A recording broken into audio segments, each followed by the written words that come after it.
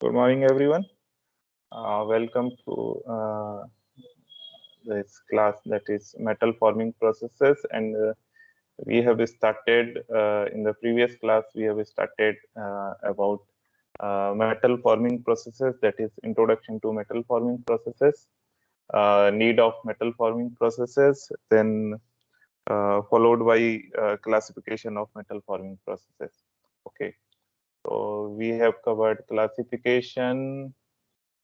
We have covered, introduced different types of bulk metal forming processes, then sheet metal forming processes, and we were supposed to start in today's class. We were supposed to start material behavior in metal forming processes. Okay, so because when we are talking about material forming processes or metal forming processes, the behavior, your material is under certain kind of loading. Okay, so this loading ultimately results into stresses in your metal block. Okay, so we have to understand how your material is behaving under the action of these applied stresses or applied forces.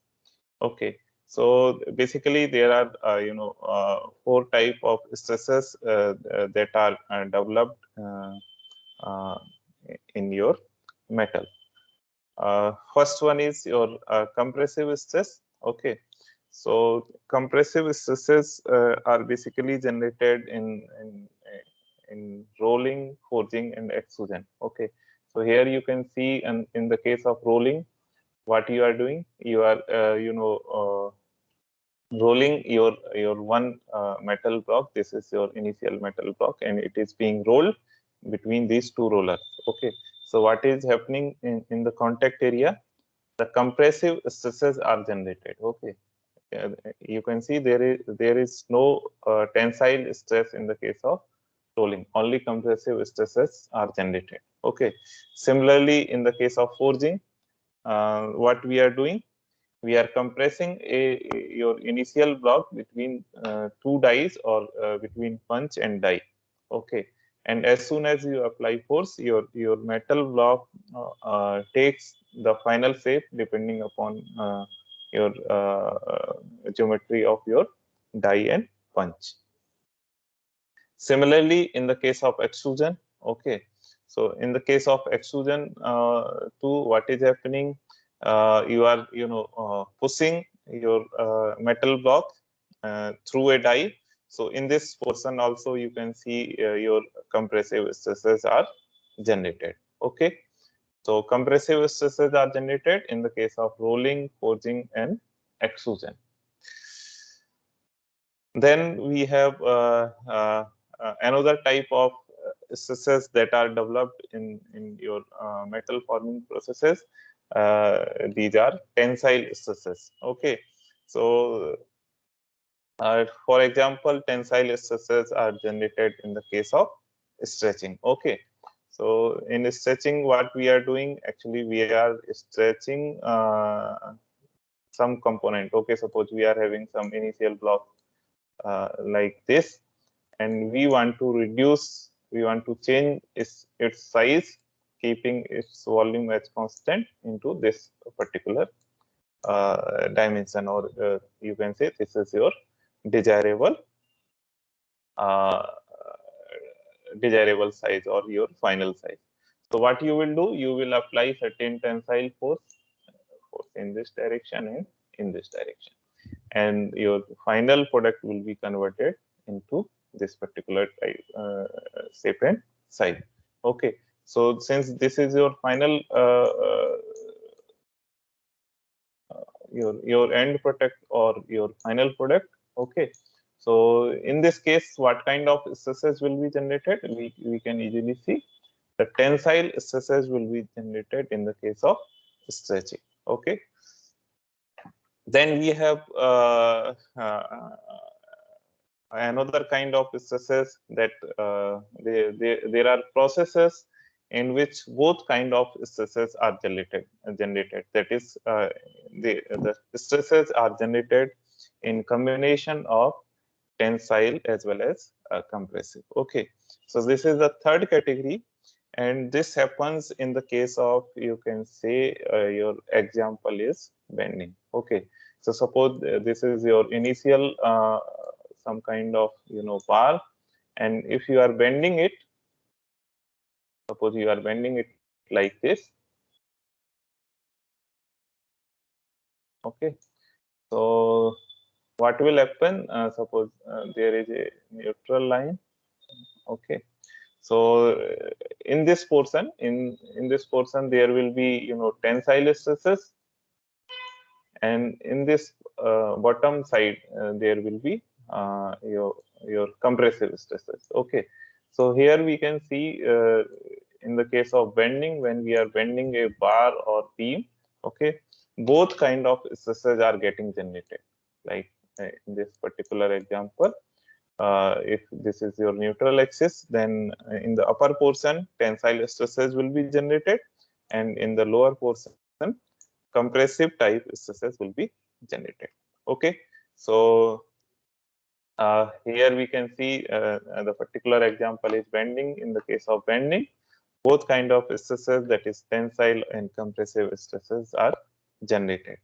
Then we have a case of punching, or we can say another type of stresses, that is shear stresses. Okay, so shear stresses are generated in the case of punching. Suppose we are having a seat, this particular size, and we need to punch a hole. Okay, so what will happen? We will have a punch of maybe this diameter equivalent to this hole. Okay, so what we will do, your punch will come on this seat by the action of your with the help of your power presses, and what it will do, suppose what it will do, it will shear your seat. Okay, it will shear your seat from in this particular size, and your punch will come out of your this metal seat. Okay, so this way, in the case of uh, punching operation, shear stresses are being generated. Okay, so these are the major stresses or type of stresses that are generated during metal forming processes. Okay, so moving ahead, since these your metals are under various types of loading, so and the behavior of material depends upon material properties, which decides how your material is going to behave under the action of applied forces or applied stresses. Okay, so these actually properties are, you can say, strength, your material strength, then hardness, then toughness, then elasticity, plasticity, and variability. Okay, so we will go we are going to discuss about these properties and how we have to calculate or evaluate these properties for any particular material. Okay, so there are a number of tests in order to determine the material properties. So one of the tests you might have studies, that is a tensile test. Okay, so I hope you might be aware about the tensile test, which is based on your stress strain curve. Okay, so you might have studied about your tensile test from your from your, I think it is mentioned in your 11th class textbook, also physics textbook, about tensile properties. Okay, so from 11th onward, you might be knowing about this tensile test or tensile properties, and if not, then you might have studied this topic under your material science course also. Okay, or in strength of material also.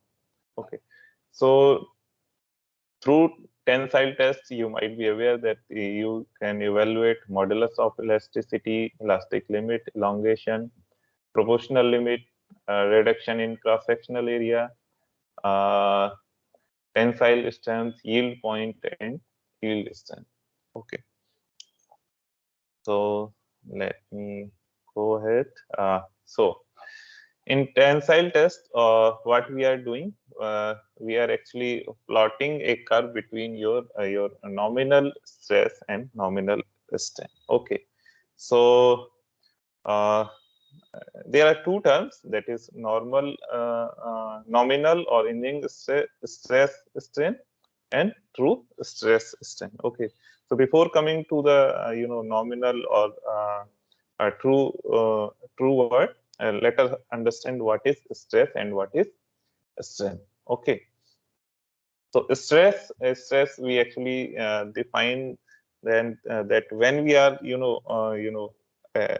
elongating or we are stretching a workpiece, when we are applying a tensile force on a given specification, how much stress is generated, we calculate it simply by applied force upon cross sectional area. Okay, so if it is if your cross sectional area is being taken as your initial cross sectional area, then it is called as nominal strain.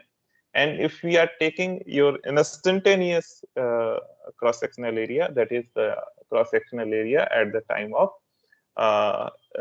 stressed position, okay, in the stress position, then it is called as true stress. Okay, the same is applicable in the case of strain.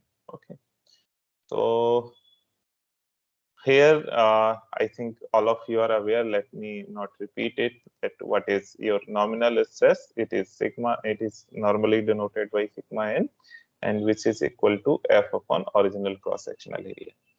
Engineering strain or nominal strain, it is given by epsilon n is equal to L minus L0 upon LO, means your initial length upon L final length minus initial length upon initial length. Okay, so it is nothing but it is the ratio of change in length upon original length. Okay, so how you can calculate the change in length? Final length subtracted by your initial length. Okay, so now I'm moving a little bit fast. Okay, if you are having any query in between, you can interrupt. Okay, so otherwise I will keep moving ahead. So when we talk about tensile test, we plot stress strain curve. Okay, so this stress strain curve is basically depends upon your nominal stress strain or engineering stress strain. It means that we are having a suppose suppose you are having a workpiece which is having initial length LO and cross sectional area is AO. Suppose we have applied force F, so this sigma n will be F upon AO. AO means your initial cross sectional area. Similarly, epsilon n, that is your engineering strain, it will be change in length. So suppose initial length is L0 and final length is L. So this will be L minus LO upon L. Okay, so by considering these stress strain values, we are plotting a curve and we are trying to see how your material is going to behave under the action of tensile stresses or tensile forces. Okay, so suppose here we are having in this direction we are plotting your stresses, and here we are in this direction we are plotting your strain. Okay, so here this stress strain is nothing but it is your nominal strain and nominal strain. Okay, so when we apply forces on any metal, what happens? It get elongated, and it comes when we release the force, it comes into its original position. Okay, suppose we have applied a small amount of force, there will be some small amount of elongation, and if you remove or if you release your release the force applied on your workpiece, what will happen? Suppose this was your initial workpiece, okay, initial specimen, and if you have applied certain forces, and suppose this has got elongated by certain length, suppose delta L1, okay, let us call it as delta L1, that is uh, and we have applied certain force F1. Okay.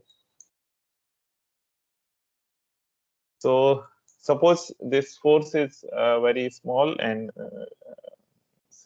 if this force is very small, what will happen? Your delta L1 will also be very small. Okay. And as soon as you release this force, suppose you have released this force, you have removed this force, what is happening? Your material is again coming into your final or original shape. Okay. So here, after releasing force, your material is able to get your initial shape of your specimen. Okay. So it means there is no permanent deformation in this particular metal block. Okay. So if this deformation is not permanent, then what kind of deformation it is? It is plastic. Sorry, if it is not permanent, then it is elastic. Okay. So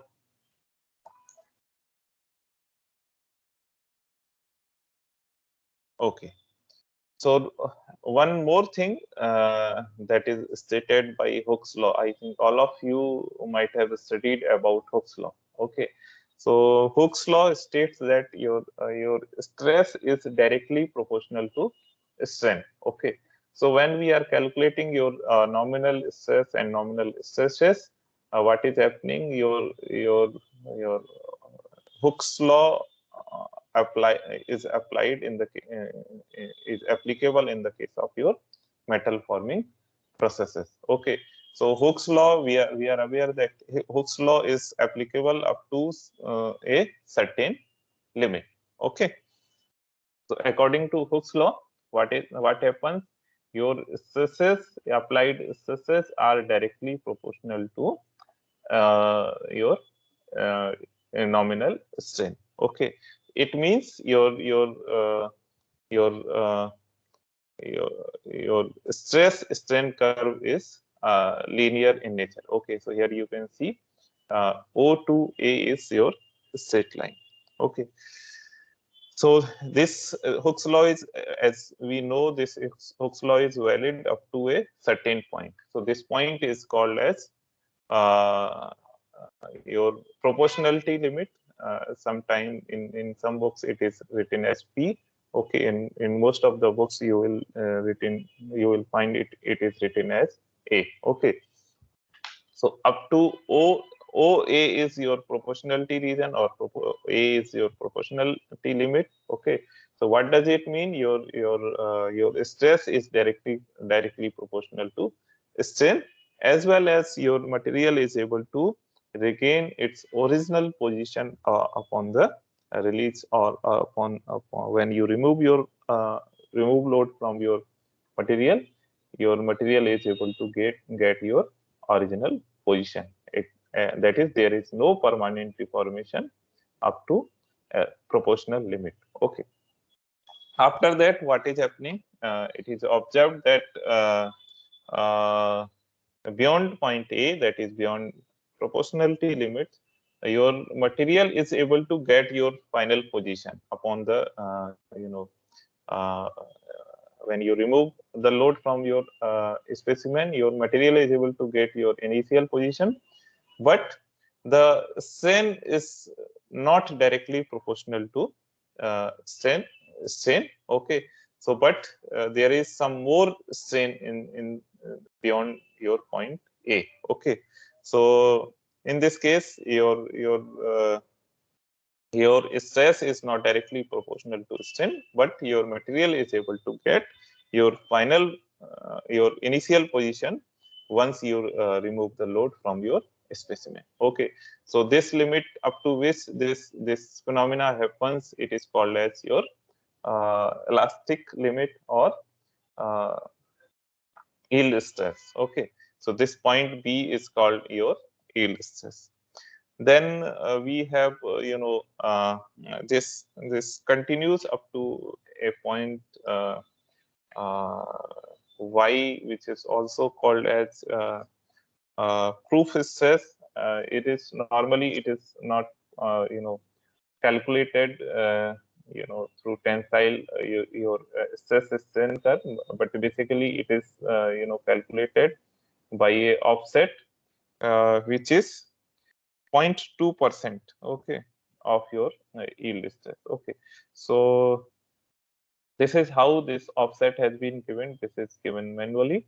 Okay, then up to this Y point, your material is more or less able to get your final your initial position, but beyond point Y, okay, which is also called as your lower yield point. Okay, so beyond this point Y, if you are applying stresses, what is happening?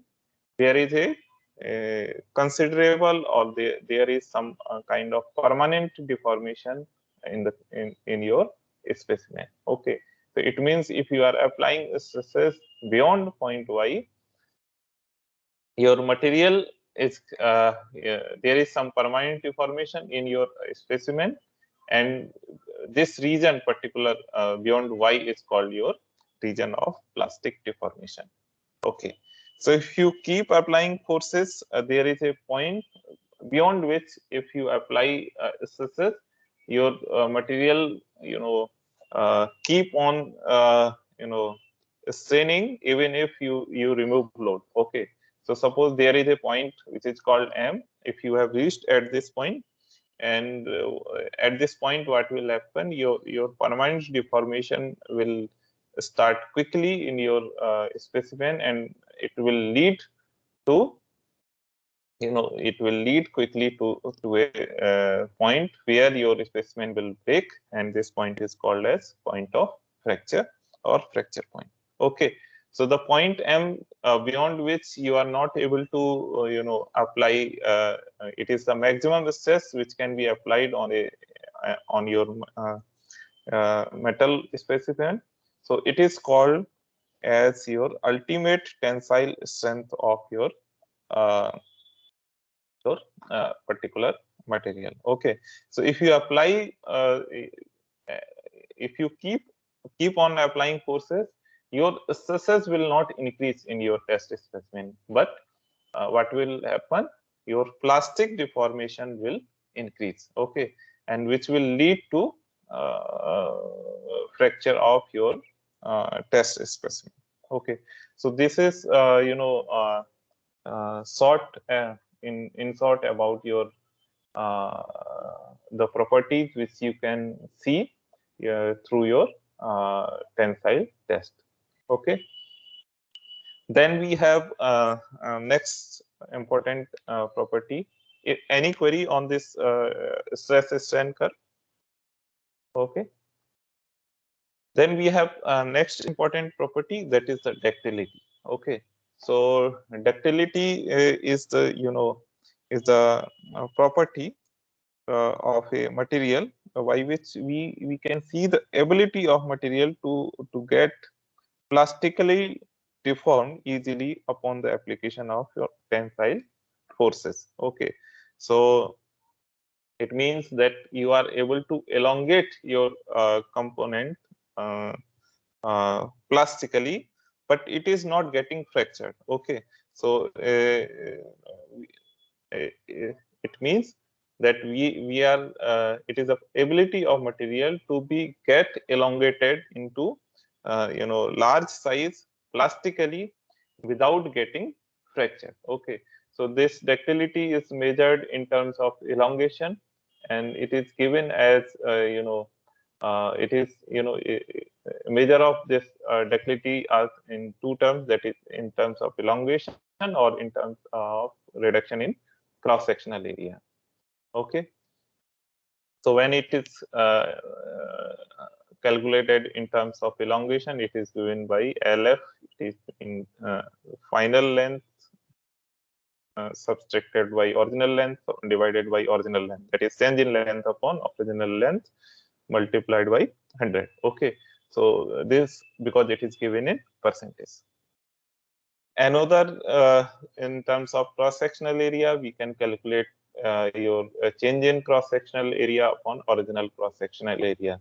So because in the case of tensile loading, your cross sectional area is changing, so your cross sectional area is reducing. Okay, so we are calculating the change in cross sectional area as original cross sectional area subtracted by final cross sectional area. Again, it is represented in percentage. Okay, so here we have through tensile test we are able to get your proportionality limit, then elastic limit, then your lower yield point or proof stress, that ultimate tensile strength, then fracture point. Then other properties which is important we can calculate, that is the ductility through your tensile test. Okay, so let us come to the desirable properties of your in the case of material forming or metal forming processes. So desirable properties in the case of metal forming processes are that you should have low yield strength.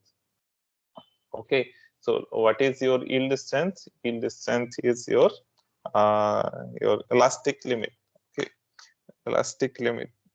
Okay, so it means your O to B region should be less. Okay, O to B, if your O to B is the length of your O to B region is less, it means your material is having low yield strength. Okay, or you can say the material is soft. Okay, so if you compare that and stress strain curve for say for okay,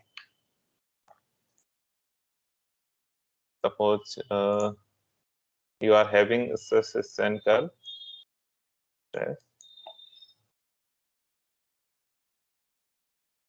Suppose if we are having a stress strain curve for the steel like this, okay, and if you are having stress strain curve for aluminum, so this may be something like this. Okay, so suppose it is for steel, and this is for copper or aluminum. Okay, suppose aluminum. Okay, so what you will see your O to B region. Suppose this is O, this is your B1, and this is B2 in the case of aluminum.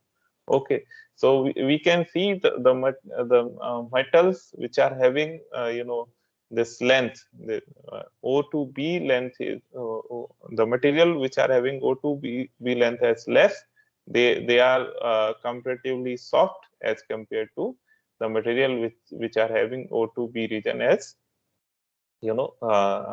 bigger in length. Okay, so in here we can see your aluminum will be softer as compared to your steel. Okay, so we can see the desirable property in the case of your metal forming processes, that material should have low yield strength. Okay, then another property which is desirable, that is the ductility, that material should be should be easily elongable. Okay, so this is only possible when you are having your low yield strength. Okay, so what is desirable in the case of ductility? material should be highly ductile. Okay, so the ductility of your material should be, or your metal should be, very high.